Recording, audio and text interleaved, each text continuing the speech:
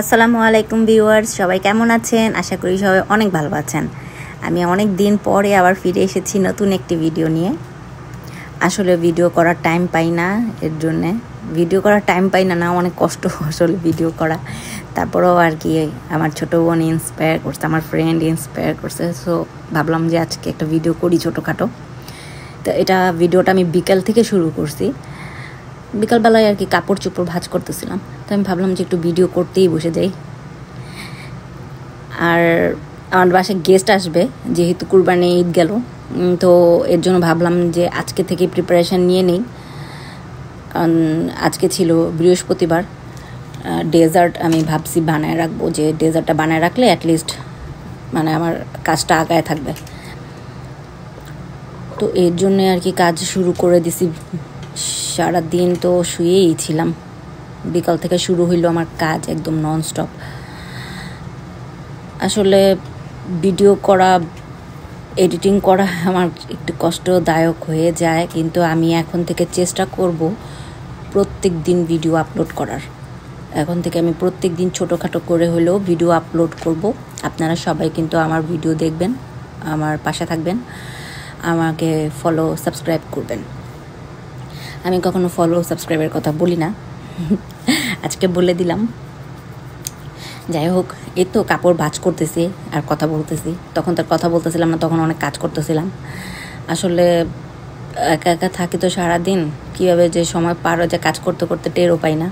আর যখন সময় পাই তখন একটু মোবাইল দেখি আর শুয়ে থাকি। আসলে সত্যি কথা, আমি একটু ডেজার্ট বানানোর চেষ্টা করছি। ডেজার্টের রেসিপিটা আসলে আমি শেয়ার করি নাই, কারণ আমার হয় নাই। আমি মিষ্টি বানানোর চেষ্টা করছিলাম, হয় নাই। তো এরপর ওইখান থেকে আমি চলে গেছি আবার সন্ধ্যার সময়। আমার দুই ছেলের মাঠে, ও আবার ফুটবল খেলে, ওদের কি ফুটবলতে আমি দিছি রাতের বেলা ওদের ফুটবল, সন্ধ্যা 7টা থেকে রাত 9টা পর্যন্ত। তো ওদের স্কুলের মধ্যেই ওদের খেলা হয়, ওদের স্কুলের মধ্যেই ওদের ফুটবল খেলা শেখায়। তো এদের স্কুলের মাঠের মধ্যে যে গাছ লাগাইছে আর এগুলো আমি ভিডিও করলাম। আর ওদের এই মাঠটা অনেক বড়, বিশাল বড় মাঠ জাপানে। আর স্কুল কিন্তু সাধারণত জাপানে স্কুলে মাস্ট বি মাঠ থাকেই, আর বিশাল বড় মাঠ। আর স্কুল কিন্তু এরকম দোতলার মতোই হয়, এর থেকে বড় নাই, মানে দোতলাই হবে হায়েস্ট, কিন্তু অনেক বড় হবে। তো বুঝতেই পারতেন, ক্লাস 1 থেকে 7 পর্যন্ত বাচ্চারা পড়ে, না 7 না 6 পর্যন্ত আর কি, প্রাইমারি স্কুল জাপানে ধরে। তো আমার ছোট ছেলে সাহাবির গাছ লাগাইছে, তো ওই গাছে আবার পানি দিতেছে। ও দেখাইতেছে যে কীভাবে ওরা স্কুলে সবাই ফ্রেন্ডরা মিলে গাছে পানি দেয়। এই গাছগুলো যখন একটু বড় হয়ে যায় তখন কিন্তু ওরা আবার বাসায় দিয়ে দেয়, যেন আমরা টেক কেয়ার করতে পারি বাসার মধ্যে।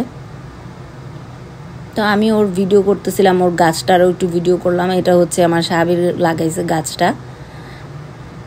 পরে ওদের খেলতে দিয়ে আমরা দুজন চলে গেছি বাজার করতে, কারণ বাসায় বাজারও নাই, বাজার করতে হবে, এই জন্য একটু কষ্ট করতে গেছি বাজার করার জন্য।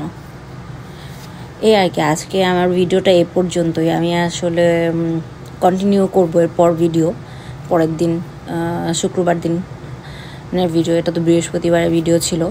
তো আমার সাথে থাকবেন প্রতিদিনের লাইভ আপডেট জানার জন্য, এই আর কি। আর এটা আমার বাসার ফ্রন্ট সাইডে আমি নতুন করে আবার কিছু লাইট লাগাইছি, আমার খুব ভালো লাগে এরকম লাইট। এই আর কি, ভালো থাকবেন সবাই, আল্লাহ হাফেজ।